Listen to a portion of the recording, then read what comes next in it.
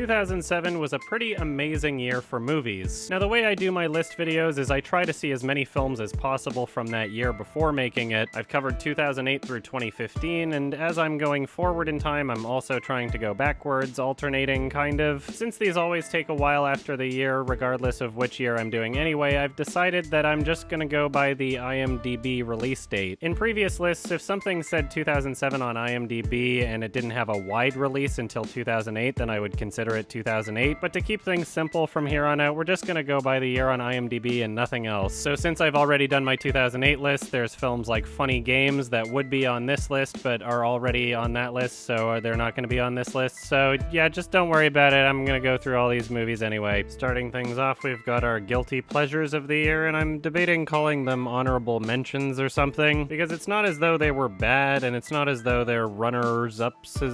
They're just movies that I feel are worth recommending, even if I don't think they're good enough to be on the actual list. Anyway, these ones are in no particular order, so starting this off, we have Yella. This film is directed by Christian Petzold, who also directed Barbara and Phoenix. So far, I've enjoyed everything I've seen from him. The film also stars Nina Haas, who is also in both of those other films I mentioned. Part of what holds this movie together is her performance. She does a really great job at bringing this character to life. The movie is also well shot and edited, but what keeps this on the honorable mentions list is that there are some really silly aspects to the story. This film tries to be kind of a drama and thriller at the same time. The dramatic aspects to this film are fantastic in their presentation and very well written, but the thriller scenes are really kinda dumb. Within those scenes, you see a lot of things that you'd only expect in bad movies, but the rest of the movie's great, so it's just very odd and out of place. So yeah, check it out either way, see how much those aspects bother you. Make sure to check out Barbara and Phoenix as well, because those are much better films, particularly Phoenix I really enjoyed. Anyway, obviously I enjoyed most of the movie enough to be recommending this, so check it out. Kennen Sie das Broker-Posing?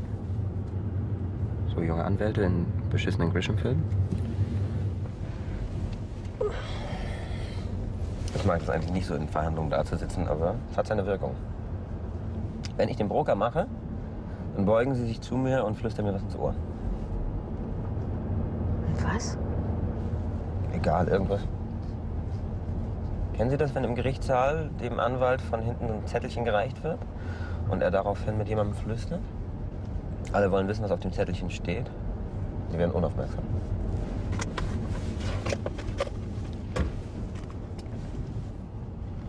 Tragen Sie das mal.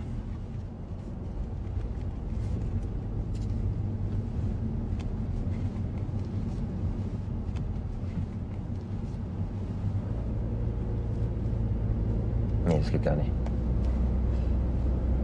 Nee.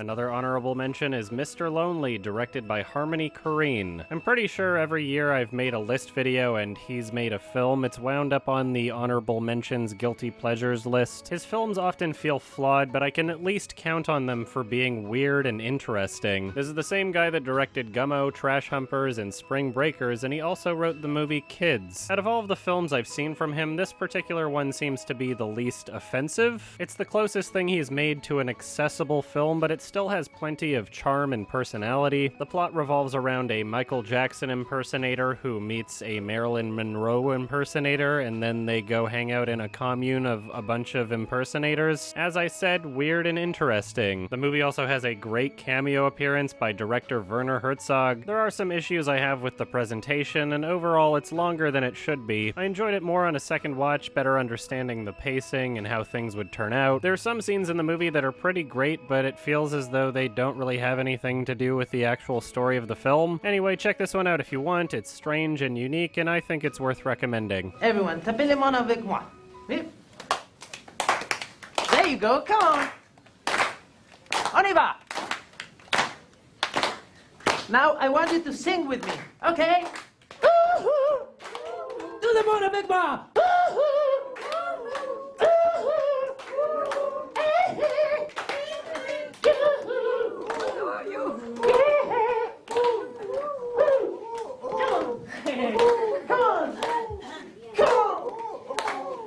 Sicko!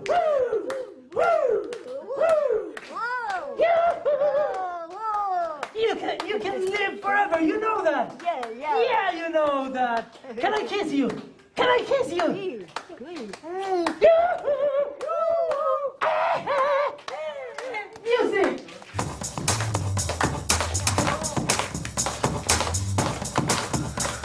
Another honorable mention / guilty pleasure is Aqua Teen Hunger Force : movie film for theaters. Basically, if you're a fan of the show, you'll love this movie. The animation is bad and nothing makes any sense, but it certainly is self-aware. This definitely isn't for everyone, and a lot of it falls under funny because it's not funny sort of thing. Either way, I definitely enjoy it, and if this looks like your kind of thing, then maybe check out the show as well. There's a whole generation of Cartoon Network Adult Swim shows just like this, so if you like this, then check those out. Now this square is the man. Okay. This circle here, that's the uterus. That's what it looks like. Up close, yes. This is lifelike drawing of the uterus. See, the guy takes the car after his job to pick up the uterus at her house. Mm-hmm. Because she doesn't work unless she's sweeping up something. And where did they go? All the way to a hotel, which definitely has cable. And that's where this trapezoid becomes, shall we say, entangled with the exposed and aerated crotches. And that there's the exposed crotches? I told you that's the chair and the spatula. I knew it. Congratulate yourself, my friend. You have just been laid. Ooh, that feels good. Yeah, I never tire of it. Do you think that women are attracted to me?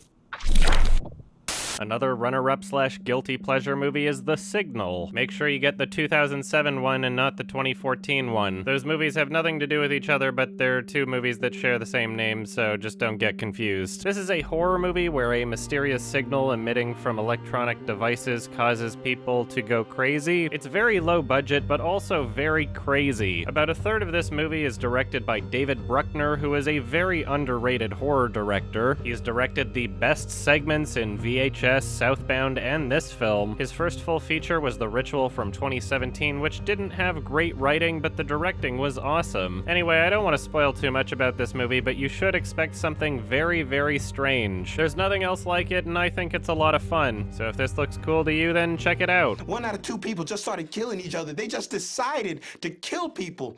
I mean, what do I do? I've never killed anybody before. What do I do? I'm not gonna fuck around, you know, but what do I do?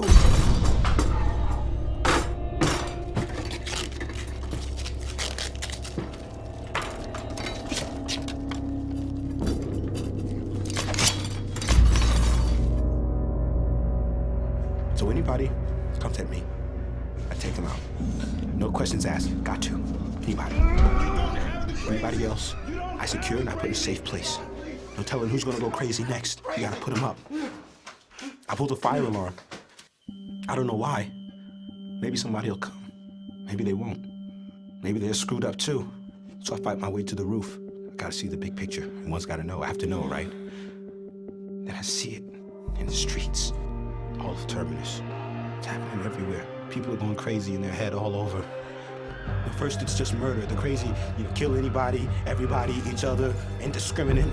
It looks like chaos. But then I realize they're thinking. And then I really get scared because it's rational. They know what they're doing. I mean, they think it makes sense, but it doesn't make any sense. Another runner-up / guilty pleasure is an Australian miniseries called Summer Heights High by Chris Lilly. This show is really funny and gets better as it goes along. The show creator, Chris Lilly, plays 3 different characters and does a pretty great job performing them. The humor is very dry and awkward, and not everyone will find it funny, but there are definitely enough great lines and moments for me that it's impossible for me not to recommend. What keeps this from being on the actual list is that it's not really as strong on a second watch. There's nothing really special going on in terms of how it's shot. There are no details to pick up on that you wouldn't catch on your first viewing. Still, the first viewing was an enjoyable experience for me, so if this looks interesting to you, then check it out. Well, one of my big duties, and I've been doing it for about the last 5 years or so, is evacuation procedures. There's a fire in the school, everyone! There's a fire! There's a fire in the school! Get out, quick! I find that I use my acting skills to create the drama of the situation. Christ, I can't believe this is happening! Oh, Christ! It adds a lot of realism and it really freaks the kids out. Miss Allen from the library's got third-degree burns. One big problem that a lot of schools are having to deal with at the moment is terrorism. It's a big issue, so I have a drill which caters for that too. There's a terrorist attacking the school! I'm serious! Get down! Get the time ball, everyone! And I also do what I call a random drill, which is I just spring some kind of emergency onto the kids and we see how they deal with it. God, there's a kid in the school with a gun. There's a kid with a gun. There's kids down. Go, I'm serious. Mrs. Wong, get them out. There's a pedophile in the school. There's a pedophile. He's in the school. Get out. It's on the school ground. Yes, I think a school with a good evacuation procedure is a school that survives. Another runner-up / guilty pleasure is La Vie en Rose. This is a biopic on legendary French singer Edith Piaf. Most of you would probably recognize her music being used in the film Inception. There are two aspects that really make this film work. One of them is obviously the music that I love very much, and the other is Marion Cotillard's performance. She won Best Actress for this movie at the Oscars, and it was totally deserved. She truly transformed into this character, and she brings a lot of subtlety and detail to the performance, the way her body language changes with age, the way she speaks, everything. Her performance is honestly a must-see. But what keeps this from being on the actual list is it's not a great story. It often feels indistinguishable from any other musician biopic in that sense. It's also distracting how often the time keeps jumping around for seemingly no reason. It's not a film where you'll get much more out of it seeing it on a second watch, but it is definitely worth at least one. This movie has an amazing performance and beautiful music, so if that sounds good to you, then check it out.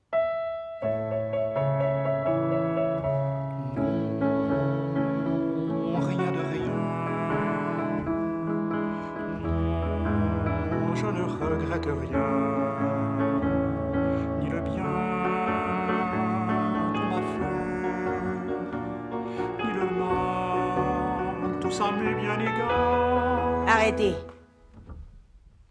Ça me plaît. Reprenez. Avec mes souvenirs, j'ai allumé le feu, mes chagrins, mes plaisirs, je n'ai plus besoin d'eux, balayer les amours et tout leur trémolo, balayer pour toujours, je repars à zéro. Vous êtes épatant. Vous êtes exactement ce que j'attendais. C'est incroyable. C'est moi.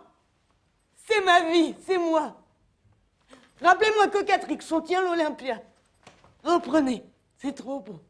And my last runner-up / guilty pleasure is one of my favorite shows, Xavier Renegade Angel. Now, as you can tell from the aesthetic style, this is a very strange show. This is an Adult Swim show from PFFR, who created Wonder Chosen, The Heart She Holler, and The Shivering Truth. Everything they make is wacky and hilarious. Upon first glance, this might seem like some lol so random, mindless garbage, but there is actually some depth to the show, believe it or not. The majority of jokes in this show revolve around clever wordplay. Oftentimes there's no distinct punchline and the jokes are moving by so fast that you can often miss them. I've watched through this series many times and I keep discovering new jokes within it. The show has plenty of social and political commentary to offer as well. And again, the pacing is so fast that it's sometimes difficult to catch that it's there. This is the first time I've included a television show on one of these lists that isn't a miniseries. The show only lasted 2 seasons, so it's easy to make an exception here. It's not something like The Simpsons where it's gone on forever with varying degrees of quality. It is a consistent product from beginning to end, and it's definitely worth checking out. The reason why this is not on the actual list is because it would be very difficult to place it. My rating for a television show is going to be a bit different than what I give to a film, and the style is pretty out there, so I don't expect it to connect with everybody. I actually explored this show a lot more thoroughly on my podcast called Sardonicast that I run with Ralph the Movie Maker and I Hate Everything, so whether you're a fan already or not completely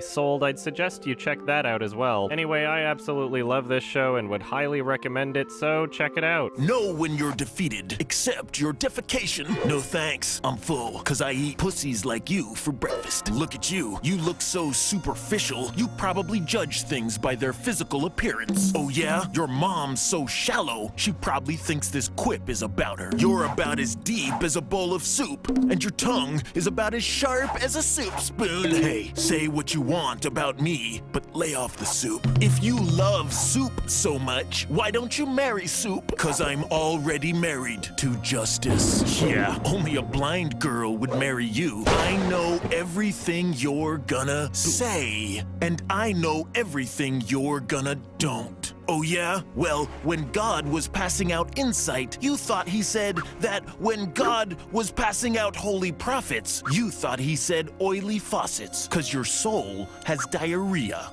of the mouth faucet. All right, time for the actual list now. At number 36, we have a Brazilian film called Estômago, a gastronomic story. The film follows a strange man who learns to cook and improves his skills with the advice of another chef. The film cuts back and forth between his time working as a chef and his time spent in prison, where he uses his cooking skills to improve his social ranking with the other inmates. The acting's all really good, the score for the film is great, the tone of this film is both comedic and dramatic. It also serves as a really good food movie. This is obviously created by people with a passion for food. Throughout the film, you learn about different types of meat and cheeses. A lot of what they show being made looks really delicious. This movie's probably not for everyone, as there are some elements that could be potentially seen as problematic. The female lead is a food addict who winds up sleeping with the character to get more of his delicious pastries. However, the way it's presented is still pretty tongue-in-cheek. It definitely presents itself with the awareness that it's being somewhat ridiculous.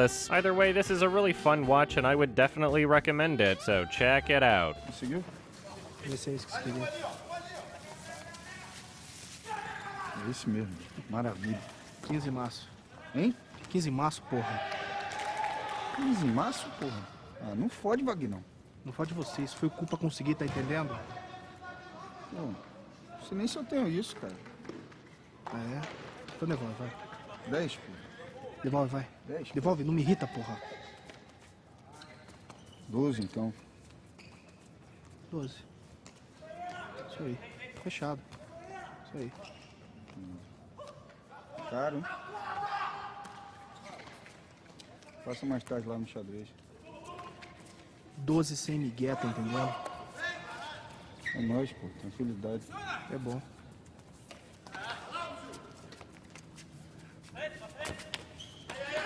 At number 35, we have a made-for-TV Louis Theroux documentary called The Most Hated Family in America. In this documentary, he takes a trip to America to live alongside members of the infamous Westboro Baptist Church. For those of you unaware, this is a group that mainly pickets the funerals of soldiers, claiming that they only died in combat because they were fighting for a country that supports homosexuals. If anyone dies ever, it's only because God made them die because they weren't doing their part in hating homosexuals as much. Lots of crazy to be found in this documentary for sure. This isn't just some freak show look at the crazies special that you'd expect from Dr. Phil. He actually provides a lot of thoughtful commentary that turns this into a really interesting character study. Watching this film, it's pretty fascinating how these characters justify their actions and beliefs. It is a made-for-TV documentary, so the actual filmmaking doesn't do anything all that exceptional cinematically. Still, the subject matter and the way it was handled makes for a really interesting watch. So if this looks interesting to you, then check it out. When you say gay pride, you obviously have given over any trace or any notion that you're going to admit that you're sinning. You understand that, don't you? It's okay to be gay. It's an innocent alternate lifestyle. That's what I believe. Well, then you can't say, then you believe that it's not a sin. Yes. And so you condemn yourself, because by your words are you justified, and by your words are you condemned. But am I right in thinking, though, that you know, that Jesus actually wasn't a big thing for him? He had other priorities rather than homosexuality. And it's not one of the 10 Commandments, is it? Yes. Which one? Thou shalt not commit adultery. But that's not being gay. It's cheating on someone. The streets of this nation are full of married men having fag sex. That's adultery. So don't try to pretend that you don't come under the umbrella of adultery just because you're a fag. Hi, guys. Hi. Hey, Hi. This is Gabriel. How do you do?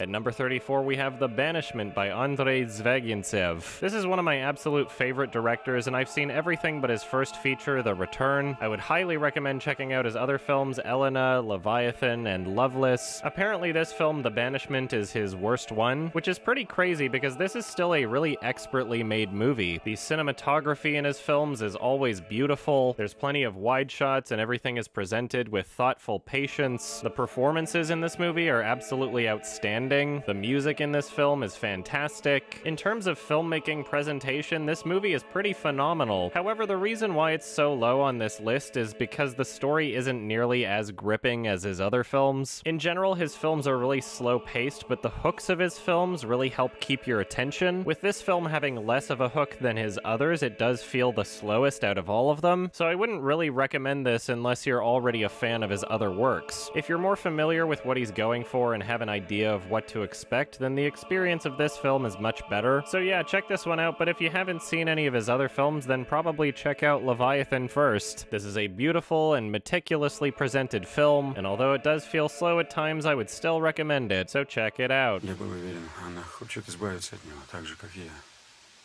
А она улыбается, представляешь?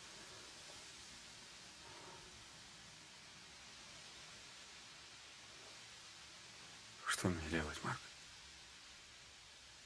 Что ты не сделаешь, все будет правильно. Хочешь убить — убей. Пистолет в комоде наверху. И это правильно. Хочешь простить — прости. И это правильно. Просто прими решение. Какое решение, Марк? Я не хочу потерять своих детей, как ты.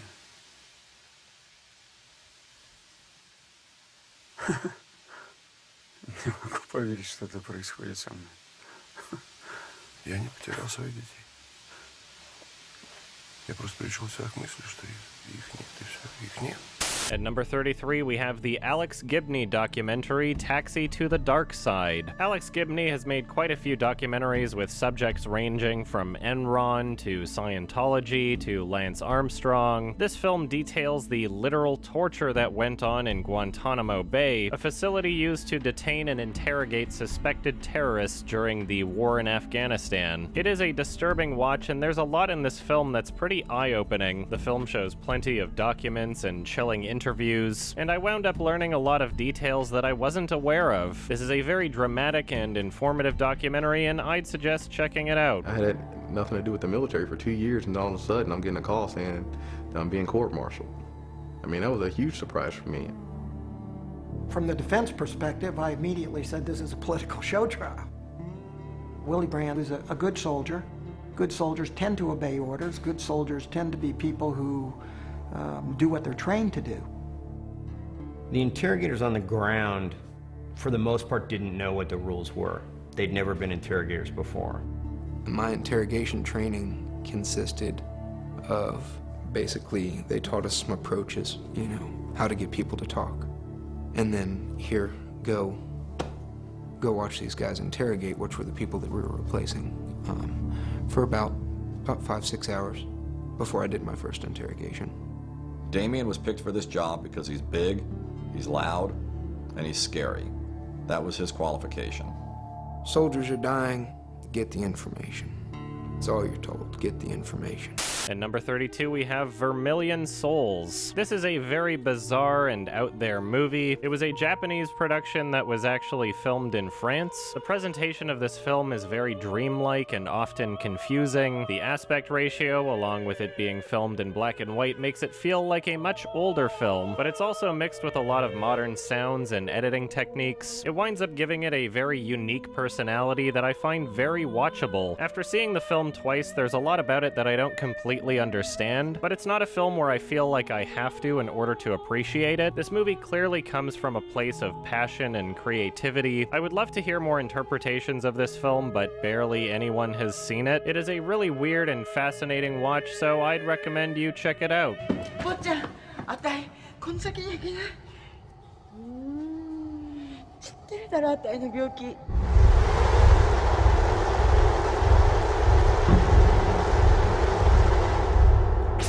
ちゃんの言ってることおかしい。だっておばちゃんは死にたいんだろ。だったらあの光の中に飛び込んでさ、死ねばいい。死ねないんだね、あたい。本当は死にたくない。でも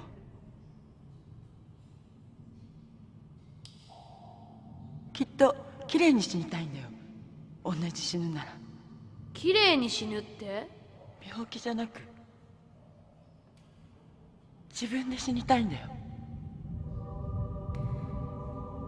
でも一度やって死ねなかった。At number 31, we have a documentary called My Kid Could Paint That. I really love documentaries where the subject being discussed transforms throughout the film. The film follows a family of a 4-year-old girl who is making lots of money selling paintings. She is considered a child prodigy and even compared to Picasso. But as the film goes on, the director starts to present it from a more critical perspective. It also includes greater conversations like the value of modern and abstract art, what sort of implications come from the value of a piece being more or less socially constructed. It's a really interesting character study on the parents of this little girl. It's a pretty great real-life story and it's very watchable, so if this looks interesting to you, then check it out. There is this large idea out there that abstract art and modern art in general has no standards, no truth or something, and that if a child can do it, that it sort of pulls the veil off this con game and shows you that somebody who's 4 years old can do something that's every bit as good as what a famous artist who sells pictures for millions of dollars can do. That idea that art is not really about some truth, but it's about some lie being foisted on a public. You might say a 4-year-old could paint that, but in fact, it's a famous work of abstract art that sold for more than $10 million. I think it's similar to this work, an abstract done by 2 new young artists. There's a debunking quality to it, that this seems genuine and honest, but that abstract art in general and modern art is one kind of racket, is a put-on. He and many others love this work. It's a competent execution of abstract expressionism. It was done by a 4-year-old. Okay, there you go. But there you go what? I mean, what makes it art then? At number 30, we have another documentary called Up the Yangtze. This is a film about the struggles of the underprivileged Chinese. We see a poor and uneducated family living on the edge of the Yangtze River, and the daughter of this family goes to work on a cruise ship to bring money home for her parents. What I love about this documentary is how layered it is. I love the juxtaposition between these poor workers and these wealthy vacationers. Meanwhile, a dam is being built that will eventually flood the homes of everyone living by the river. The film has plenty to say about the growth of consumerism in modern China. This movie has a lot to say, and it's all presented in a very professional and intelligent way. Rather than beat you over the head with every observation, it allows you to interpret much of it for yourself. This documentary is as emotional as it is interesting, and I would highly recommend it. So if this looks good to you, then check it out.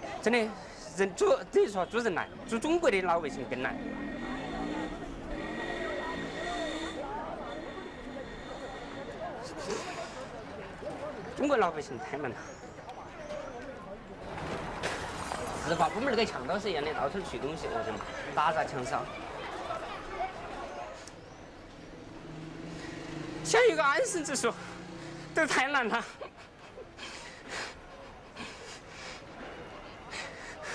我们当时搬进出来是爸爸钱，领导一点赢了。 没得钱了，都没写出这2个证了。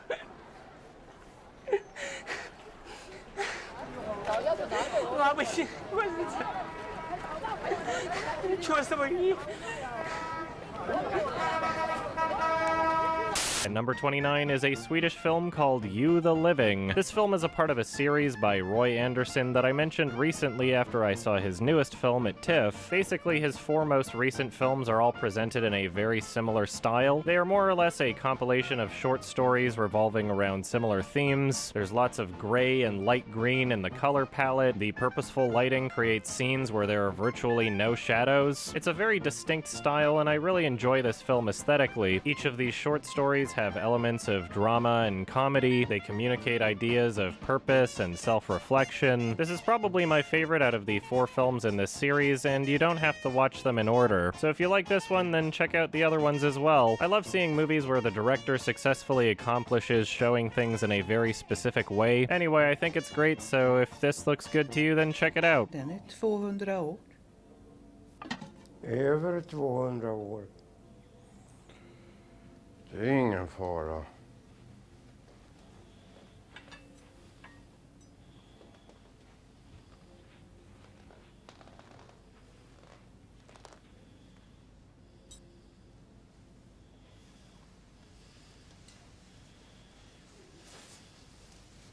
Ska vi inte äta först?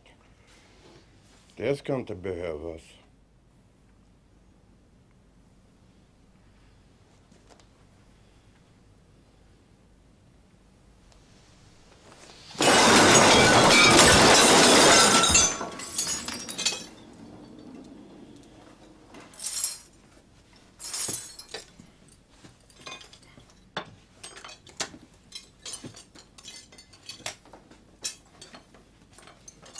And number 28 is a British comedy called Death at a Funeral. This is a movie that was very funny and wound up getting an American remake only a few years later. I haven't seen the remake, and I don't really feel like ever doing that. This is a very solid comedy with very awkward and outrageous situations. It's very funny to watch this situation keep getting worse and worse. This film features a lot of great comedic performances, and Alan Tudyk is very fun to watch. This movie is very chaotic and outrageous, and it's a lot of fun to watch with friends. This is probably one of the more mainstream accessible films on this list, so don't go into it expecting an art house film. This film succeeds at being a hilarious comedy, so if that sounds good to you, then check it out. This is ridiculous. How about over there? Huh? The guy's coming out of Oh, right. Take it. All take right. It. What are you doing? Are you mental? Sorry. Excuse me. Hi, sorry. Oh, hi, Martha. I was just about to park there, actually. Yeah, well, you're a relative, Howard. No, I'm not, but... Hey, Martha. Who's that?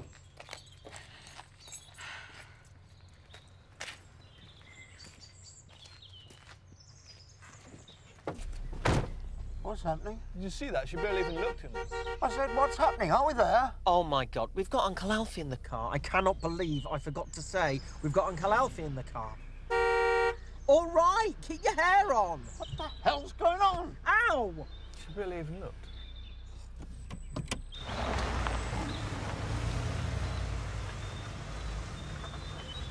And number 27, we have a made-for-TV documentary called The Pixar Story. Now, I've been fairly critical of Pixar, especially with their more recent films, but there's no denying how much of a monumental impact they had on computer animation. This film tells the story of how they formed as a company, the challenges they faced on each film, etc. It's not just some puff piece for fans of the company. This documentary covers the history of computer animation and provides a lot of useful context. It doesn't shy away from featuring criticisms of Disney. Pretty much everything that should be in this documentary is. Whether you're an animation lover or just looking to watch an interesting story, I'd suggest checking this one out. Ed's computer-animated film of his own left hand was the first step in the development of creating curved surfaces, wrapping texture around those surfaces, and eliminating jagged edges.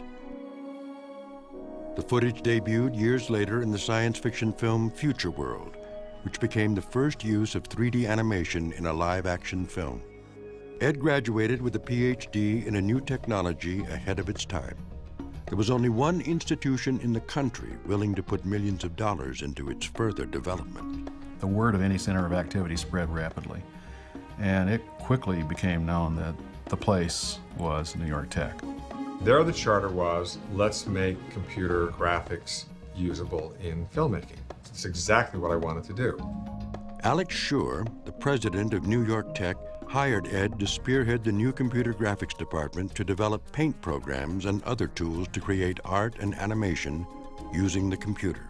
At number 26, we have The Savages, starring Laura Linney and Philip Seymour Hoffman. This film is about a brother and sister who wind up having to face caring for their mentally deteriorating father. The subject matter is fairly depressing, but it's not as dark of a movie as you'd expect. There are plenty of comedic moments, and the tone doesn't really feel all that hopeless. Still, there are also plenty of dramatic moments where the performances are really able to shine. The performance by Philip Seymour Hoffman is amazing as usual. The cinematography and shot composition is solid, but what really stands out is the script. The writing for this film is actually pretty fantastic, and there's lots to appreciate about it. This is a really great movie that not enough people have seen, so if this looks interesting to you, then check it out. There's nothing wrong with Dad's situation. Dad's situation is fine, but he's never going to adjust to it if we keep yanking him out of there. All right, and actually, this upward mobility fixation of yours, it's counterproductive and frankly pretty selfish.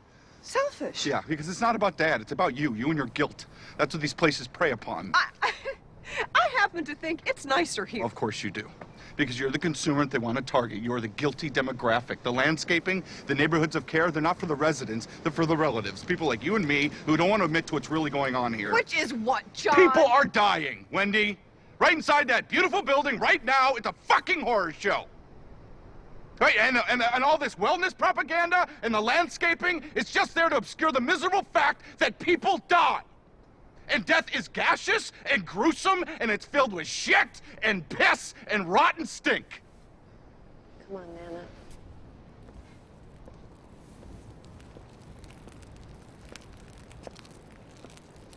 At number 25 is Walk Hard, the Dewey Cox Story. Now, there were a lot of silly Judd Apatow-style comedies around this time, many featuring John C. Reilly acting as a man-child. I'm not really a fan of those kinds of movies, but this one really separates itself from the rest. Essentially, this is a parody of musician biopic movies like Walk the Line. If you're familiar with the general blueprint of these types of movies, then the parody aspect works even better. There's a lot of extra effort put into this movie that you don't often see in mainstream comedies. They actually wrote some pretty great songs for the character to perform in this film. Despite how undeniably silly this film is overall, you can tell that there was a lot of passion put into it. It's not a film that relies on cheap gags and people acting like man-children. It's a very clever criticism of a genre that winds up being better than most of the films within it. Anyway, I think this movie is an absolute blast, so if this looks fun to you, then check it out. Get out of here, Dewey. What are y'all doing in here? We're smoking reefer, and you don't want no part of this shit. You're smoking reefers? Yeah, of course we are. Can't you smell it? No, Sam. I can't. Come on, Dewey. Join the party. No, Dewey. You don't want this. Get out of here. You know what? I don't want no hangover. I can't get no hangover. It doesn't give you a hangover. Well, I'll get addicted to it or something? It's not habit forming. Oh, okay, well, I don't know. I don't want to overdose on it. You can't OD on it. It's not going to make me want to have sex, is it? It makes sex even better. It sounds kind of expensive. It's the cheapest drug there is. You don't want it. I think I kind of want it. Okay, but just this once. Come on in.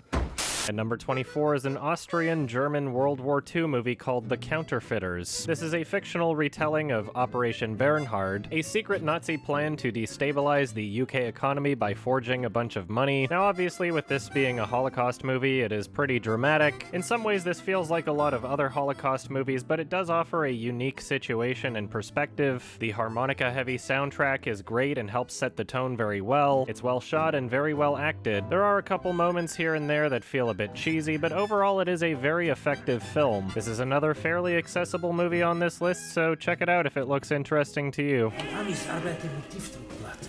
Wir haben Lichtdruck, um schnell große Mengen produzieren zu können. Lichtdruck ist gut für Schärfe und Hacktöne.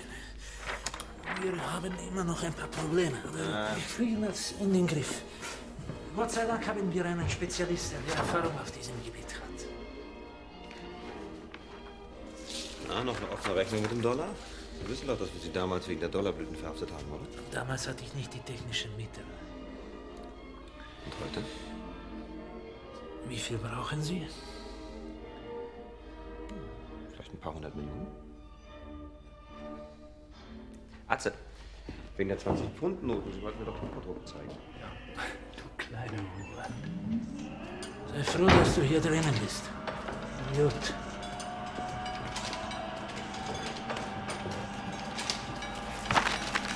At number 23, we have The Man from Earth. Now, this movie is going to be a bit of a tough sell, but just trust me on this one. In terms of production quality, this film is pretty not great. As you can probably tell by the footage I'm showing, this looks a lot more like a cheap made-for-TV movie than an actual film. The performances are inconsistent, the soundtrack often feels cheesy. However, I still think it's a great movie. This is a movie that survives almost completely on its script, but it is such an interesting story that it's difficult not to enjoy. The film is written by one of the writers of the original Star Trek series, Jerome Bixby. It was actually completed on his deathbed in 1998 while he dictated the last of it to his son. This movie was made with a $200,000 budget, and it's pretty much just one location. The entire film is just people talking to each other, but the story that reveals itself is just so interesting. It is an incredibly thought-provoking and philosophical movie that is honestly pretty exciting to watch. Anyway, I know it looks cheesy, but just trust me, I think this movie's great, so check it out. In science fiction terms, I would say perfect regeneration of the body's cells, especially in the vital organs. Actually, the human body appears designed to live about 190 years. Most of us just die of slow poisoning. Maybe he did something right, something everybody else in history done wrong. What, like eat the food, drink the water, and breathe the air? And prior to modern times, those were pristine. We've extended our lifespan in a world that's not fit to live in. You know what could happen? Yeah, the pancreas turns over cells every 24 hours, the stomach lining in 3 days, the entire body in 7 years, but the process falters. Waste accumulates, eventually proves fatal to function. Now, if a quirk in his immune system led to perfect detox, perfect renewal, then yeah, he could duck decay. That's a secret we'd all love to have. Would you really want to do that? Live 14,000 years. At number 22, we have Sweeney Todd, the Demon Barber of Fleet Street by Tim Burton. Now, this movie is actually adapted from a stage musical, which I have never seen. It is very clearly trying to offer a different experience, and I think it works pretty great. It goes without saying that the music is one of the best aspects of the film. There's lots of clever details about characters that are hidden within the songs that they sing. It is a very well-written musical, and I think this film does it justice. Now, some might call this a dramatic horror musical, but it's also pretty funny. The comedic performance from Sacha Baron Cohen never gets old to me. My biggest criticism with this film is that a lot of the computer animation is pretty outdated, but aside from that, this movie is pretty awesome. The songs are catchy and well written, and I have one of them in my head right now just thinking about the movie. Out of Tim Burton's catalog, this is definitely one of his better films. So yeah, check this one out if you haven't already, because I think it's great.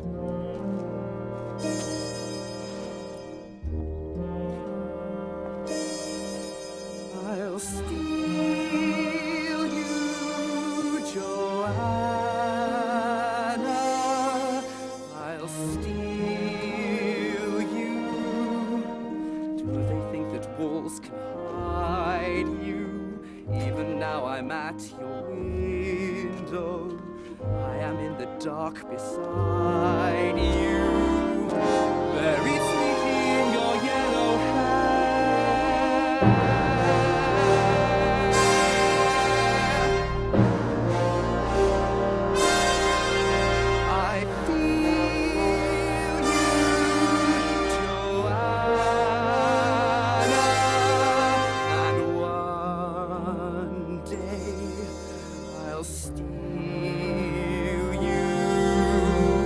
At number 21 is the Darjeeling Limited by Wes Anderson. Now, this film personally feels a bit slower to me than a lot of the other films in Wes Anderson's catalog. However, this movie is aiming to be a lot more sentimental. There are lots of great comedic moments and plenty of drama, but this film also aims to be a bit of a religious or spiritual experience. It tackles ideas of connection, regret, and acceptance. These characters wind up going on a meaningful and emotional journey, and it's a film that really sticks with me in ways. This is not as well shot as Wes Anderson Anderson's later films, but you can definitely see him growing as a filmmaker with this one. The framing and cinematography are still great, the soundtrack choices were all enjoyable, the performances weren't anything mind-blowing, but they worked really well for the roles. Anyway, check this one out if you want. There's also a short film accompaniment called Hotel Chevalier on the Criterion Blu-ray. I really enjoyed this film, so if this looks interesting to you, then go see it. Let's make an agreement. Okay. A, I want us to become brothers again like we used to be, and for us to find ourselves and bond with each other. Can we agree to that? Okay. Yeah. B, I want us to make this trip a spiritual journey where each of us seek the unknown and we learn about it. Can we agree to that? Sure. I guess so. C, I want us to be completely open and say yes to everything, even if it's shocking and painful.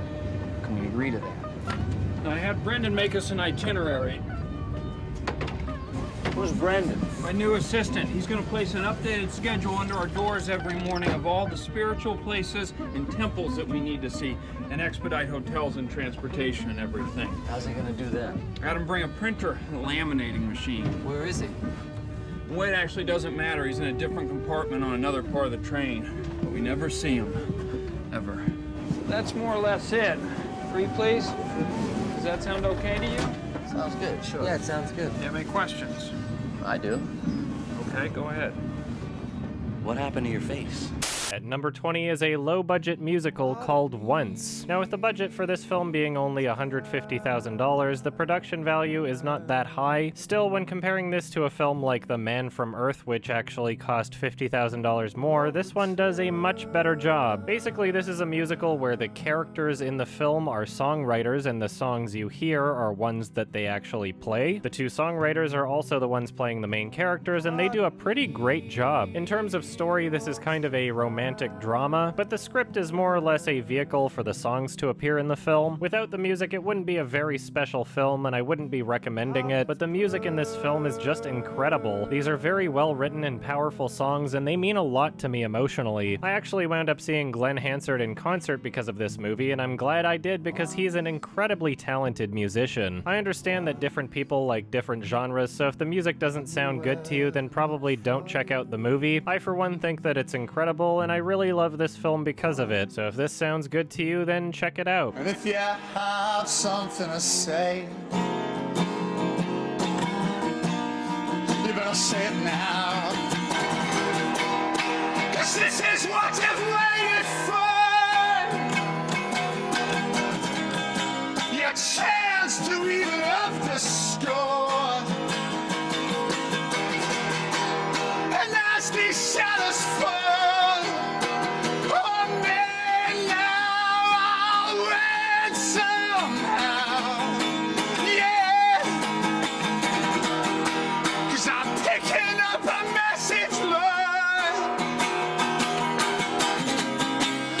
closer than I've ever been before.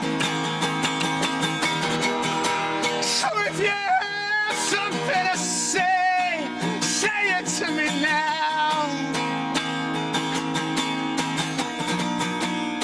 Just say it to me now, now. Oh,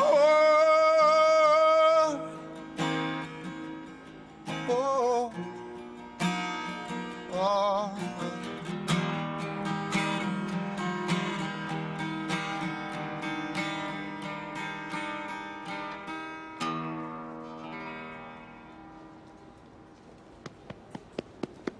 At number 19, we have Sicko, a documentary by Michael Moore. Now, I understand that by even mentioning that name, I'm gonna get a few people who are definitely not on board. I am aware of the criticisms against him, but I still think that this is a pretty great movie regardless. One thing that should be understood is that his documentary style is in no way attempting to be something like Alex Gibney's. He is less interested in presenting a series of argumentative facts and more interested in dramatic storytelling, but that's part of the reason why I enjoy some of his films so much. much. The experience I get when watching this is much more cinematic than your average documentary. The presentation through the music and pacing and editing, it all makes for a pretty great dramatic experience. Whether or not you agree with his conclusions, I still think that this is an important and entertaining movie to watch. Healthcare is for some reason still a big issue in the States, so it couldn't hurt to have an extra perspective. Personally, I feel as though Michael Moore has gotten a bit obnoxious over the years, but still, this is one of his good movies. And the best way to find out if you take any issue with how he presented this film would be to just watch it. And if you do watch it and still have a big issue with this film, please feel free to leave a comment because I'm genuinely interested in your perspective. Anyway, I think this movie is informative, funny, and successfully dramatic, so if this looks interesting to you, then check it out. And thus, the healthcare industry went unchecked into the early 21st century. Humana more than doubles its fourth quarter profit, lifts its earnings outlook for the year as well. United Health has tripled its share price. Making obscene profits. Aetna beat their estimates. Better than expected earnings. One of them was Aetna. There's a lot of really wealthy shareholders out there right now. Are they willing to actually share some of that wealth? Turning their CEOs into billionaires and skirting the law whenever they wanted. But their biggest accomplishment was buying our United States Congress. This is Washington at work. Lobbying has become so brazen, the money is being collected. With 4 times as many healthcare lobbyists than there are members of Congress, they even managed to buy off old foes. For her silence, Hillary was rewarded, and she became the second largest recipient in the Senate of healthcare industry contributions.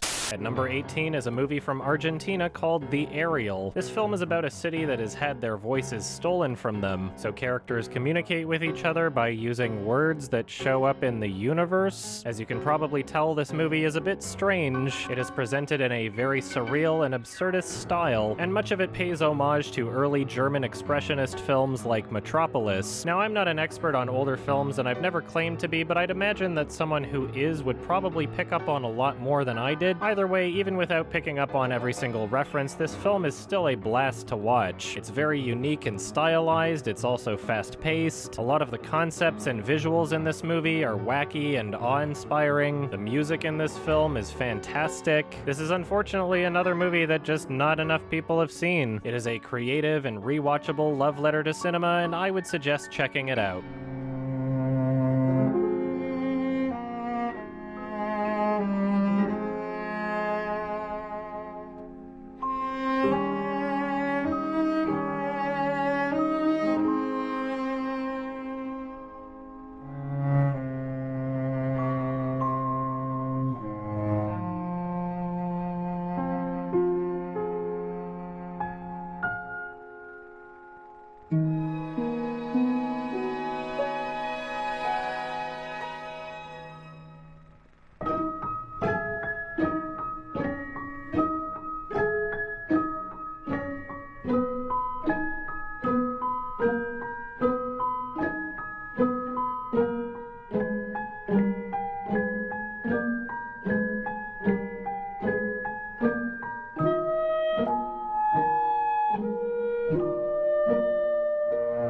At number 17 is Frank Darabont's The Mist. Now, I know a lot of people, including myself, had this film in their memory as being kinda bad. I've always legitimately enjoyed parts of it, and other parts I'd enjoy ironically, but when I watched it again for this list, I found out that the version I had always watched was the wrong one. Frank Darabont's intention was to present the film in black and white, but the studio just decided they didn't want to do that. But on the second disc of the collector's edition Blu-ray, you can actually watch the black and white version, and it is a completely different experience. Watching it this way makes it so much more obvious what this film is going for. It's infinitely more atmospheric, the effects look better, the way it's written feels infinitely more appropriate. It's a shame that the black and white version wasn't released theatrically, because this is the way the film was meant to be watched. It is still not a perfect movie, and there are some cheesy bits, but even those now feel like they're just part of the experience. It is clearly paying tribute to an era of 1960s pre-color films. Anyway, I really love this movie, and I'm glad I finally got to watch it in the way that it was intended to be experienced. It's eerie, it's funny, it's dark, there are plenty of satisfying scenes. So yeah, check this one out if you want, and make sure it's in black and white. It's obvious that we're in some kind of natural disaster here. Ain't nothing obvious about this sumbitch from where I sit.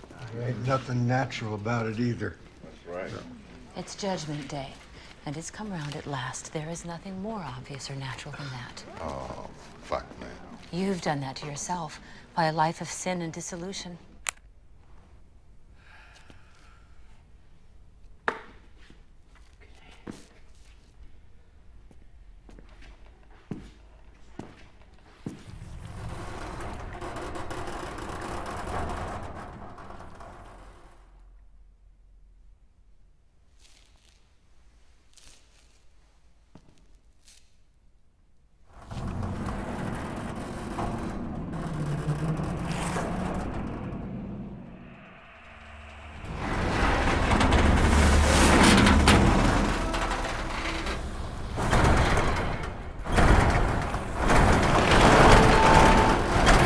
At number 16 is Zodiac by David Fincher. This is yet another great film on this list from a great director, but it is one of their slower ones. This movie actually took a while to grow on me, and I loved it more the more I understood what it was going for. This film is about the Zodiac mystery from the 60s and 70s, where a serial killer left clues and puzzles for people to find. This is less about the killer or killings and more about the manhunt to find him. Obviously, with this being a David Fincher film, the whole thing looks fantastic. The shots are very clean and precise. It's also very well edited. Now, when I say that this is one of his slower films, it really depends on what you're expecting to get out of the story. This is definitely not the standard formula for a serial killer manhunt movie. More than anything, this is a character study into the people trying to find him. Jake Gyllenhaal does a great job as usual. Robert Downey Jr. is an absolute blast to watch in this film, and it's probably my favorite role of his. The chemistry between these characters is thoroughly entertaining. All around, the presentation of this film is pretty excellent. It's very well written, and there are lots of clever choices. I think this movie is pretty great, so check it out. This can no longer be ignored.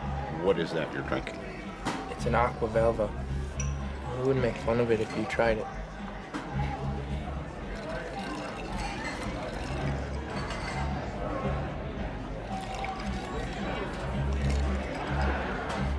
But who actually cracked the code?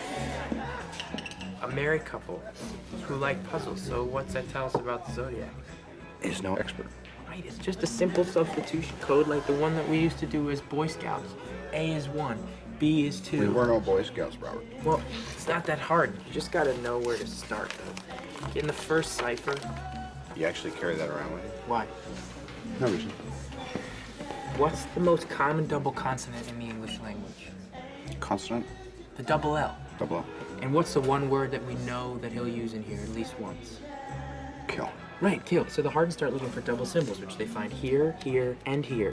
At number 15 is Sunshine by Danny Boyle. Now, this movie can be a bit polarizing depending on what you want to get out of it. I absolutely loved this film when I was younger, and although it's not as strong for me today, there are plenty of elements that really make it work for me. This is a film where talent is just oozing from every direction. The directing is stylized and very atypical for a space movie. All of the characters are well written and well performed. The effects in this movie are pretty great and don't really feel outdated. And the strongest element of this film for me would have to be the score. John Murphy created a magnificent score for this film. It was so great that many other movies started ripping it off. There are some aspects to this movie that seem a little silly. The script is probably the weakest element, although I would never call it poorly written. There are some choices in the second half of the film that kind of turn it into a different experience. However, even though I enjoy the first half of the film more, without the second half, then this movie wouldn't be nearly as unique. Anyway, I really love this movie, and although not every choice is one that works well for me, the amount of talent and passion going into this film is undeniable. There are many great scenes in this film and plenty of emotion. I've seen this movie quite a few times, and I thoroughly enjoy it, so check it out. Well, okay.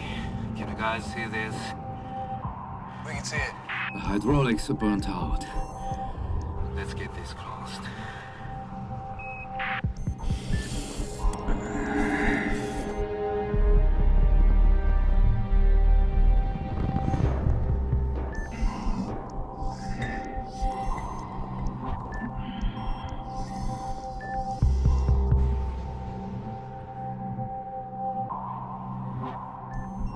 Okay, Mace. Test it. Good.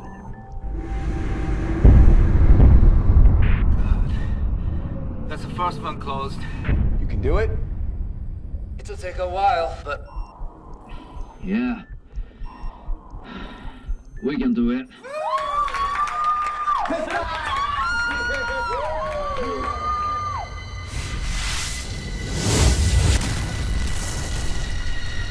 At number 14 is Before the Devil Knows You're Dead. This is the final film from legendary director Sidney Lumet. His previous films include works like 12 Angry Men and Dog Day Afternoon. This film is pretty exhilarating to say the least. There are incredibly high stakes from beginning to end. It's actually kind of stressful to watch, but not in a bad way. Every single performance in this film is fantastic, with Philip Seymour Hoffman once again being my favorite. You can really tell that everyone on set is giving it their all. This is a movie where it's clear that everyone respects the material and takes it seriously. The characters are very interesting, although not exactly meant to be likable. This is one of those films where you watch everything just slowly fall apart. It's a very thrilling experience, and it kept me engaged throughout. The score for this film by Carter Burwell is also fantastic. The one aspect of this film that bothers me at all would have to be the editing. There's a way that they transition certain scenes in this film that comes off as incredibly cheesy. Perhaps it wasn't as bad in 2007, but it is certainly pretty jarring now. Who knows, it might not bother you at all. For me, it took some time getting used to it. It's really a small criticism in an otherwise fantastic film. I would highly recommend this one, so check it out. Me? The hell do I know about robbing a jewelry store? You'll learn, yeah. On-the-job training, you know. Cut it out, man. This is serious. Ah, you know, I'm serious as a heart attack. Listen, number one, I can't go up to the mall. Why not? Oh, God. 3 months ago, I had to walk the whole goddamn area with a Home Depot representative because they were thinking of buying up a lot of space, and we own a lot of land in the mall, and I'm getting a lot of big handshakes. Hey, Andy, baby, how are you? I haven't seen you so long since you left all the time and all that bullshit because they figure I'm making a killing because the big chain wants to buy them out. And someone's going to just recognize me too easy. Well, so we postpone. Just... Yeah, we could. You know, wait a year. I mean, I don't know about you, my problems are pressing. Jesus, Andy. Andy. I wouldn't even know how to start. Why don't you stop being a baby? I'm not being... Yeah, you're being a baby. At number 13 is The Union, the business behind getting high. This is a Canadian documentary on, you guessed it, marijuana. It is pretty strange recommending old documentaries as the public landscape around weed has changed a lot since the film, but it's a pretty great documentary either way. It really puts into perspective just how ridiculous marijuana prohibition was. And when I say was, I mean from the perspective of a Canadian, because I know that there are quite a few places in the world that are still figuring this out for some reason. Now, I want to be clear that this is not just a preaching to the choir documentary about how great weed is. It's actually very informative and teaches a lot about the history of marijuana legality. There are plenty of interviews, with some being hilarious. People say, well, you can abuse marijuana. Well, shit, you can abuse cheeseburgers, too. You know, you don't go around closing Burger King because you can abuse something. I can take a fucking fork and jam it in my eyeballs. That mean forks should be illegal? You know, I could jump off a bridge. Should we outlaw bridges? Let's nerf the world. It's also pretty perfect that this film was made in Vancouver, Canada, a city that's been weed crazy since long before it was ever legalized. The film gives lots of information on the illegal market and grow-ops. It talks about what happened to Mark Emery. It's a very dense documentary on a subject that has a surprising amount to cover. It's not a movie where you should treat everything being said as gospel. This isn't a film that's trying to present itself as anything other than pro-weed. Still, I think this is a great documentary. It's very entertaining and very informative. Whether you already agree with the premise of this documentary or not, I'd suggest checking it out. Ronald Reagan announces, the most reliable scientific sources say permanent brain damage is one of the inevitable results of the use of marijuana. Monkeys pumped full of marijuana, apparently 30 joints a day, had begun to atrophy and die after 90 days. Brain damage was determined after counting the dead brain cells of both monkeys who had been subjected to the marijuana and ones who had not. This study became the foundation of the government, and other special interest groups claim that marijuana kills brain cells. Here's what they didn't tell you. After 6 years of requests, how the study was conducted was finally revealed. Instead of administering 30 joints a day for 1 year, Dr. Heath used a method of pumping 63 Colombian-strength joints through a gas mask within 5 minutes over 3 months. They suffocated the monkeys. What they did is they put these gas masks basically on their face and they pump pot into it, but without additional oxygen. So after X amount of time, the brain shut down. Well, if you suffocate, the first thing that's going to happen is your brain cells are going to die with lack of oxygen. So what they did is they suffocated the monkey, showed all these dead brain cells, and then went on to associate it by saying that cannabis use causes your brain cells to die. At number 12 is Atonement, directed by Joe Wright. This is another film on this list that I would call fairly mainstream accessible. It is very professionally made with plenty of production value. James McAvoy, Keira Knightley, and Saoirse Ronan are all great in this movie. The two standout aspects of this film would be the score and the cinematography. The music is very energetic and well composed. There are typewriter sounds that are incorporated into the music as part of the rhythm. It not only sounds great, but it's also purposeful towards the events in the film. The entire movie looks pretty great visually, but there's one sequence in this film that is absolutely incredible. It's visually breathtaking and incredibly well coordinated. The emotions that this film hits are ones that resonate successfully with me. In some ways, this feels like kind of an Oscar movie, but not in ways where it feels pandering. Anyway, I really love this one, so if you haven't seen it yet, then check it out.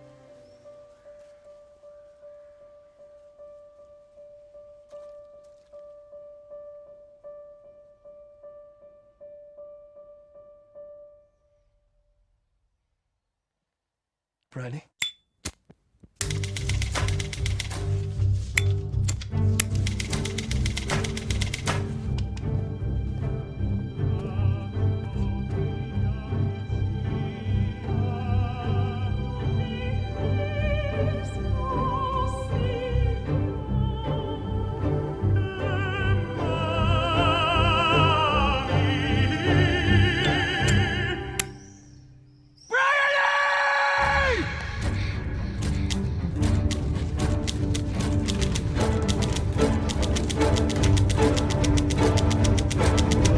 At number 11 is Encounters at the End of the World by Werner Herzog. Herzog is an incredibly interesting and influential filmmaker. There's plenty from his catalog that I still need to familiarize myself with, but everything I've seen from him is really fascinating. In this film, he heads to Antarctica to understand the types of people that live and work there. This is definitely not your typical Antarctica documentary. He managed to turn this project into more of an artful character study type film. I love how personal and uncompromising his movies are. Like his other films, this one is beaming with his own character and personality. He takes subjects and observations that could easily be taken at face value, and through his own strange lens turns it into something much more poetic. The music and pacing and editing of this film make it clear that he's trying to offer a very thoughtful experience. Anyway, I love this movie. It's engaging and often funny, so I'd suggest checking it out. The best connection is on military planes out of New Zealand, loaded with chained down parts of polar stations.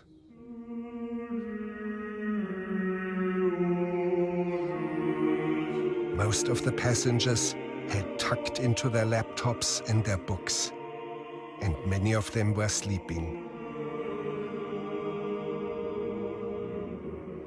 Who were the people I was going to meet in Antarctica at the end of the world? What were their dreams?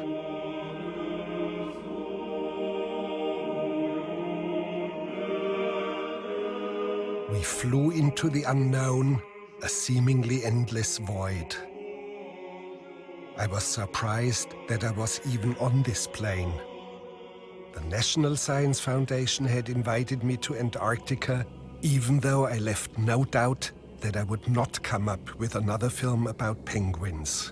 At number 10 is Smiley Face, directed by Greg Araki. This is probably one of the funniest movies I've ever seen. The tone, the characters, the sequence of events, all of it melds together so well, and I haven't seen anything else quite like it. This is not your average Seth Rogen-style stoner movie. The hilarity and commitment that Anna Faris brings to this performance is just awesome. This is certainly not some expertly crafted masterpiece, and it is somewhat flawed, but in terms of what it's going for, I think it accomplishes it perfectly. You don't have to have smoked weed in order to enjoy this film, but it certainly makes some scenes more relatable. This film may not have perfect execution throughout, but it makes up for it by how genuine it is. This is a movie that's able to get plenty of genuine laughs out of me. The humor in this movie might not be for everyone, but I find it absolutely hilarious, so check it out. I mean, isn't that what you're supposed to put in a frame?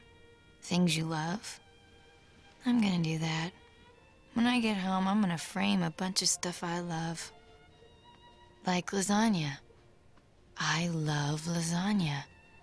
It's so good. And cheesy. You know who else loves lasagna? Garfield. Man, that cat really loves lasagna. Maybe I should put a picture of Garfield in a frame. You know, as a kind of shorthand way of saying, I love lasagna. That would be so fucking inside. Or how about a photo of President Garfield? Oh shit, that'd be totally meta. People would be all like, Jane, why do you have a photo of President Garfield on your mantle? And I'd be like, because I like lasagna, of course.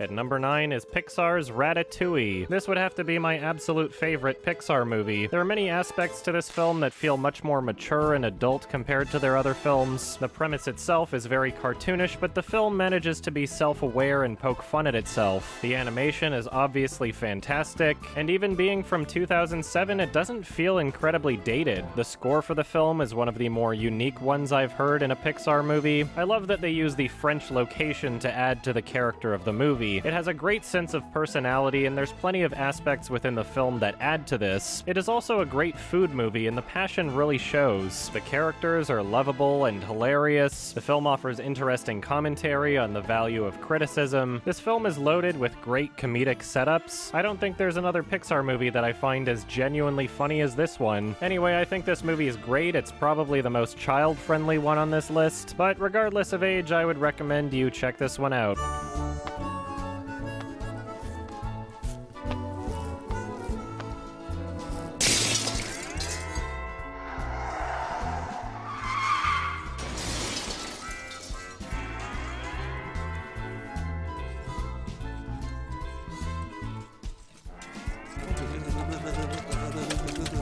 Whoa!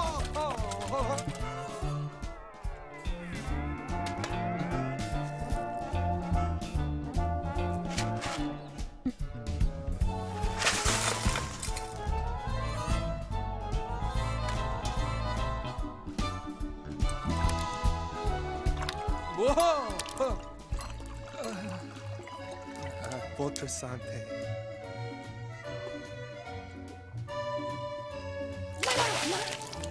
All right.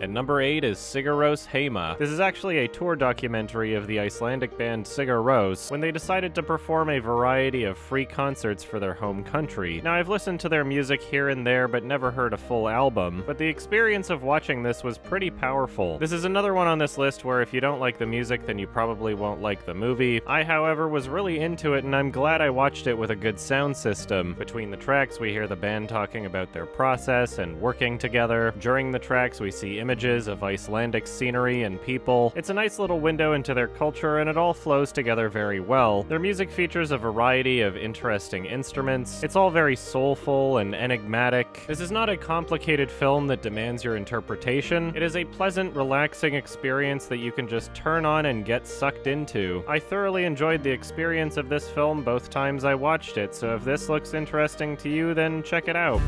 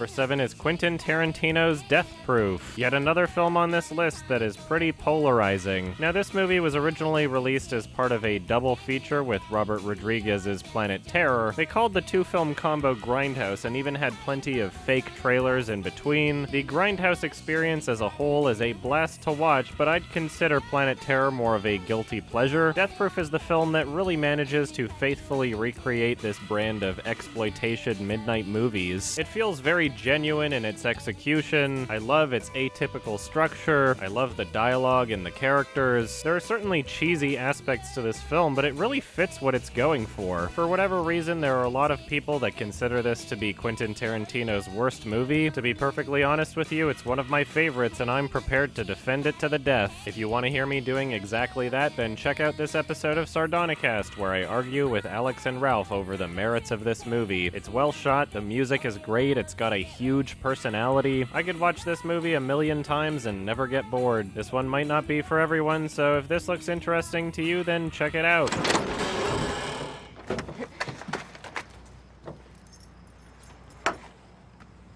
Why is there a passenger seat in a box? Well, this is a movie car. Sometimes when you're shooting a crash, director wants to put a camera in the car. You know, shoot the crash from the inside. That's where you put the camera. They call it a crash box. Here. There you go. You know, when you asked to drive me home, you didn't mention your car didn't have a passenger seat. Yeah, well, actually, I didn't ask to drive you home. You asked me for a ride, and I said yes. But look at the bright side, Pam. I won't be getting fresh putting my hand on your knee. It is the bright side. I thought so.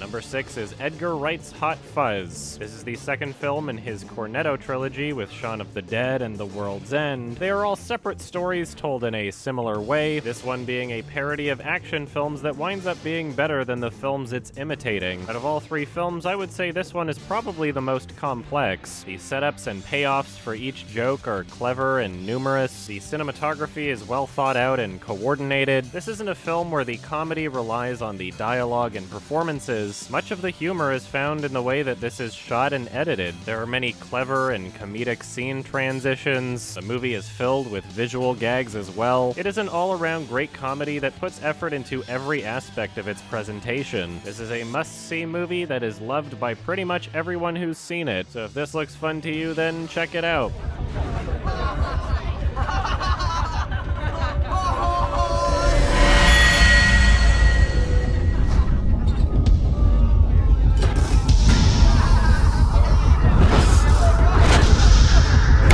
Excuse me. What? When's your birthday? 22nd of February. What year? Every year. Get out. Hey! When's your birthday? 8th of May, 1969. You're 37. Yeah. Get out. When's your birthday? Out! Is there a problem, officer? Yes, there is, Mr. Porter. It would appear a number of your patrons are underage. Well, you would have made me a month or two south of proper, but if they're in here, it stops them getting into trouble out there. You know, the way we see it, it's all for the greater good. The greater good. Well, that's as may be, but the law's the law, and they'll have to go.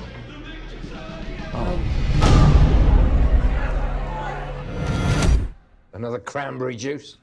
I'm fine, thank you.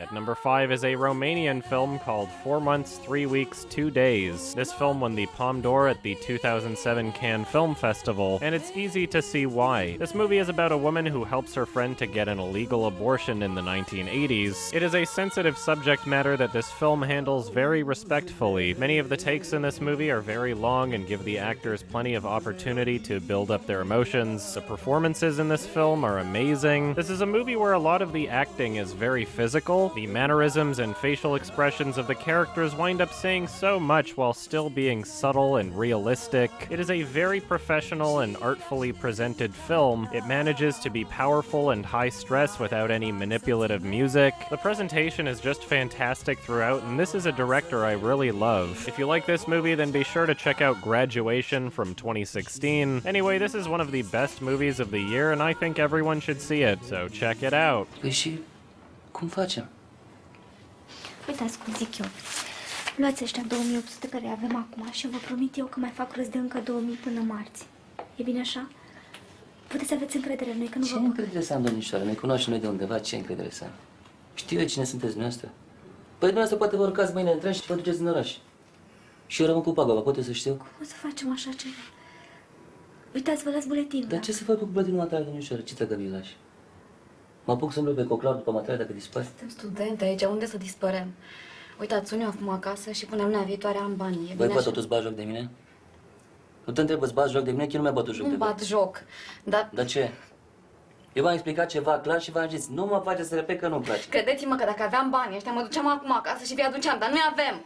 Vă dau eu cuvântul de onoare că sâmbătă viitoare... Băi, fată, băi! Păi ce pula mea, mă, tu crezi că mă prostești pe mine ca pe ultimul fraier? Băi, mă, două de-astea catile la noi cu dejun, mă înțelegi? Au încercat să mă facă alții mai șmecheri ca tine și n-au reușit. Crezi că ai să reușești tu? Adică sunteți voi șmecheri și o să vreau prost, nu? At number 4 is Secret Sunshine by Lee Chang-dong. This is the same South Korean director as Burning from 2018. I really loved that film, but I personally think this one's even better. This is a very gripping and emotionally powerful movie. The way this film tackles grief and its connection with religion. This movie has a very powerful voice, and the presentation is just perfect. Song Kang-ho is great as usual, but the performance from Jun Do-yeon is phenomenal. This won her Best Actress at Cannes, and it is totally deserved. Her portrayal of grief and depression is so incredibly genuine and impactful. This is far from a light movie, and the emotions are very high. It is an uncompromising vision that does not hold back, and I love movies that dare to be as strong as this one. I've seen it twice now and loved it even more on my second watch. The music is great, it looks fantastic, it's very patient but doesn't waste time. This is easily one of my favorite movies of the year, and I cannot wait to see it again, so check it out. 박지영씨 숙제 안 했죠? 했어요. 진실만을 말해야 돼요? 했어 안 했어? 진짜 했는데. 숙제를 했는데 한마디도 못 쳐? 마지막 기회. 진실을 얘기하면 용서해주고 아니면 엄마한테 바로 핸드폰 누른다. 했는데. 너 오늘은 선생님이 혼 안 낼 줄 알았지? 천만의 말씀 쳐봐.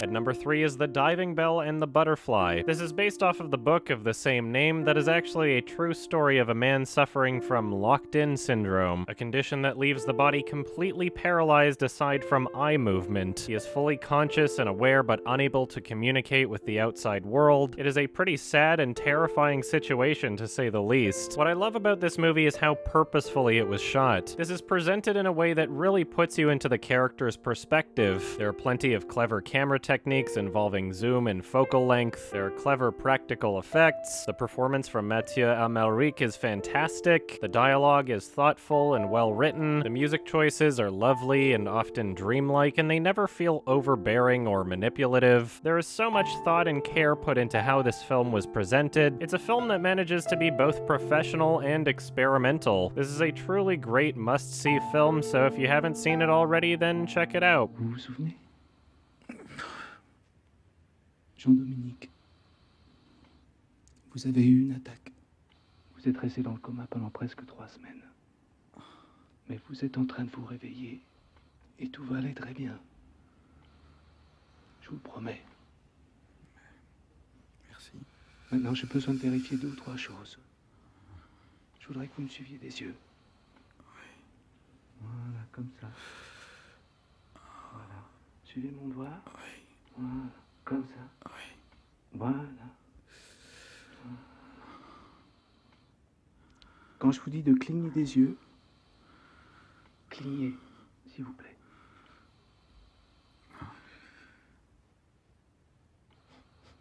C'est très bien. Maintenant, essayez de dire votre nom. Jean-Dominique Bobby. Allez, essayez. Je vous l'ai dit. Essayez vraiment. Dites-moi votre nom. At number 2 is No Country for Old Men. This is one of the darkest films the Coen brothers have ever made, but it still works so well. The Coen brothers are very meticulous and creative directors. Every shot looks absolutely beautiful. There is not a single weak performance in this film, and Javier Bardem does an amazing job. The set and costume design are fantastic and really help sell the setting. Every single character in this film, no matter how minor, feels very genuine and well cast. The tone of this film is magnificently delivered through the pacing and editing. There are many opportunities for tension in this film, and it's all pulled off insanely well. This is a movie that has a lot to say in the way that it's shown. This is not trying to be like any other crime thriller, and for good reason. Because of the way that this is presented, it's able to communicate ideas that wouldn't be as powerful otherwise. This is an absolutely brilliant and intense film that I think everyone should see, so if you haven't seen this already, then check it out. Call it. Call it, yes. For what? Just call it. Well, we need to know what we're calling it for here. You need to call it. I can't call it for you. Well, it wouldn't be fair. I didn't put nothing up. Yes, you did. You've been putting it up your whole life. You just didn't know it. You know what date is on this coin? No. 1958.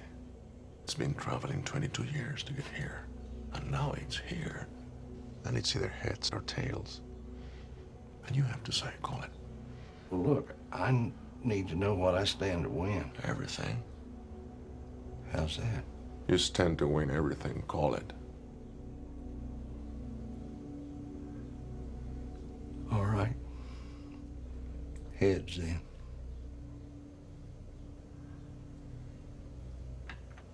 Well done. And my number 1 film of 2007 is... Some of you have already probably guessed this one. It's There Will Be Blood by Paul Thomas Anderson. Paul Thomas Anderson is one of the absolute best directors working today. He is able to get so much out of the actors that he works with, so having a legend like Daniel Day-Lewis as the lead is a perfect combination. Paul Dano also does an amazing job with his character, and it's probably his best performance. This film serves as a truly fascinating character study. There are endless details found not only within the performance, but how this character is written. I really enjoyed this movie when I was younger, but I truly fell in love with it as an adult. There is so much to pick up on and interpret from multiple viewings. The costumes and set design are flawless. The cinematography is mind-blowing. The score by Johnny Greenwood is the best it could possibly be. This is an absolute feast when it comes to cinematic storytelling. The tone of this film is incredibly eerie and memorable. Every artistic element is brought together incredibly well through the editing. This is a film that is truly mesmerizing, and I've loved it more every time I've seen it. This is a film where you can truly see the value in having a singular vision from a writer-director. This is the film that he wanted to make, and there were no compromises. We just had something burning inside of us, and we had this little trailer, and we put it on YouTube, and a trailer that had been made for. No, we made it. We made a little trailer, and we didn't dare show it to the studio because we knew that they would just scratch their heads like, "What the fuck is this? This is not a trailer for a film, you know." So we put it up on a Friday, and Saturday morning at 6:30 a.m. my phone is ringing. What the fuck is going on? And it was great. I thought, wow, we've done something good if they're so pissed off, you know? Anyway, I obviously love this movie. It is excellently written with passion found in every aspect of its production. Whether you've seen this one already or not, I'd highly recommend you check it out.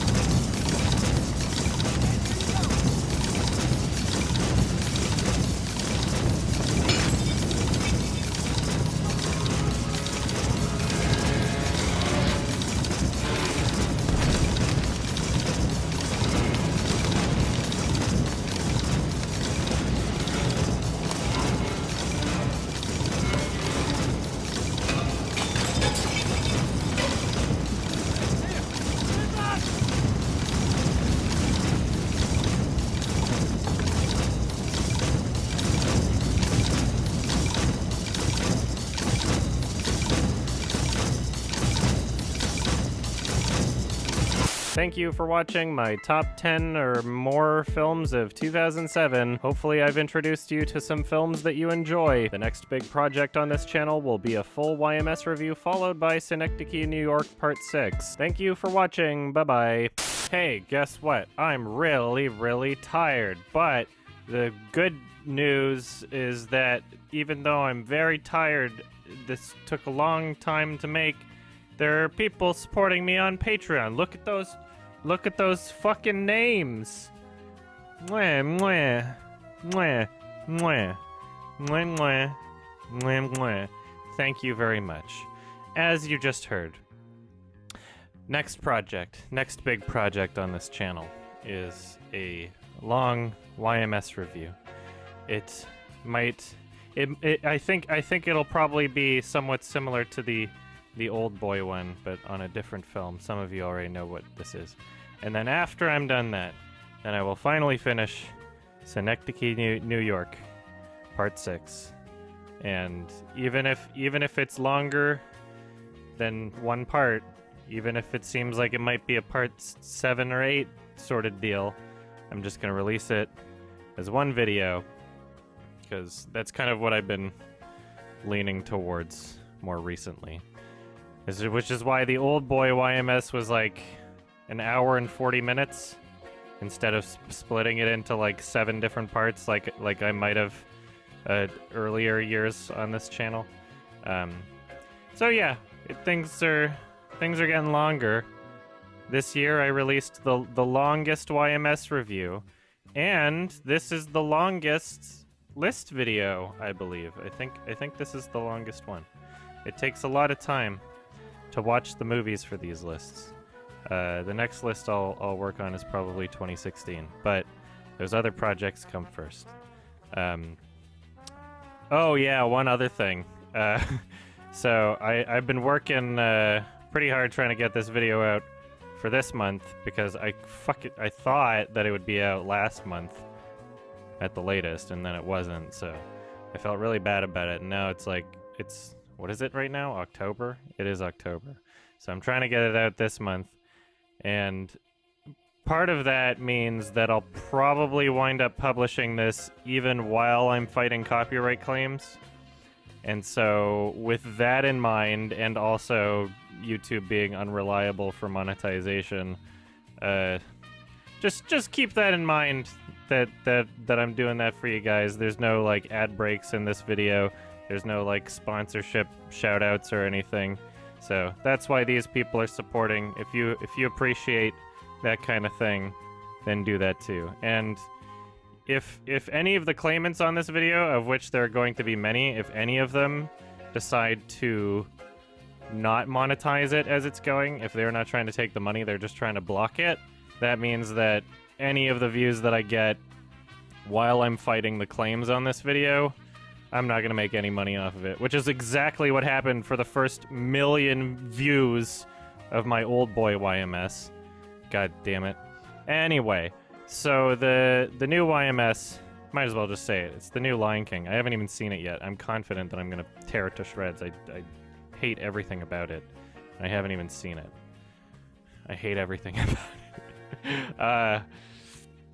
That's coming up, but I am not going to start working on it until December 1st at the latest. So the month of November, as it is right now, I don't know if you guys remember, I think at the end of my Old Boy YMS, I said something along the lines of, hey, sometime this year, I need to focus on my music video and finishing up my album. Well, the album's right now coming to the end of the mixing stage, so I gotta finish up that music video. I gotta edit the whole thing. There's like 1 billion hours of footage, and I still gotta get like 10 or so more shots for it. So I'm not saying I'm taking the whole month off, because I don't think I am, but if it comes down to that, if it turns out that I have literally a month's worth of shit to get done on this album project that I've already been working on for like 3.5 years at this point, then I'll make sure everybody on Patreon knows about it. I'll send out a message. If anybody wants a refund, then I'll refund them. Otherwise, who knows the amount of work for you know, finishing up the music video and getting all the album art and production things figured out and quotes for vinyl and, you know, yada yada yada. That's what I really want to focus on and finish up. Otherwise, the album's not going to be released until like a billion years from now, and it's already been postponed a million times. So yeah, I need the time to figure that out.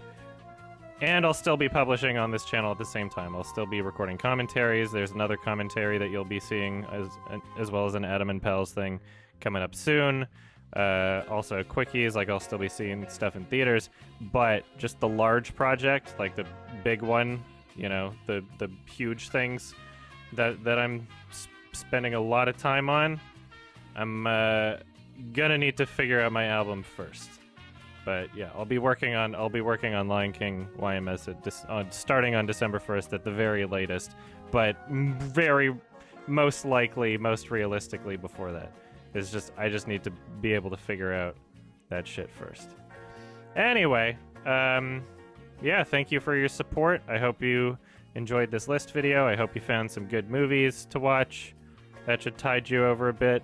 Yeah, we still got to record the rest of the 13 Reasons Why commentary. We did like half of that already, so it's just like 13 fucking hours of shit, you know? Trying to coordinate with friends so that we're all here in the same times when, you know, they have lives and work. I mean, I have work too, but I can kind of count this as my work. Anyway, I should probably go because I'm cutting into my Sunday stream right now to finish this up for you guys, which is supposed to be my day off. Yeah, this was all in one take this time because I'm really fucking flustered and out of time, and I just want to get this shit out. And yeah, holy crap, this one took a while. So anyway, thank you so much. Love you guys. Consider supporting on Patreon. I should probably get merch figured out at some point. We have merch for Sardonicast, the podcast that I mentioned twice in this video. But yeah, I keep procrastinating on things like that. I'm more focused on like the actual content. I should stop rambling. This video's over. Love you guys. Bye-bye, everybody. Bye-bye. Mwah, mwah, mwah, mwah. Bye.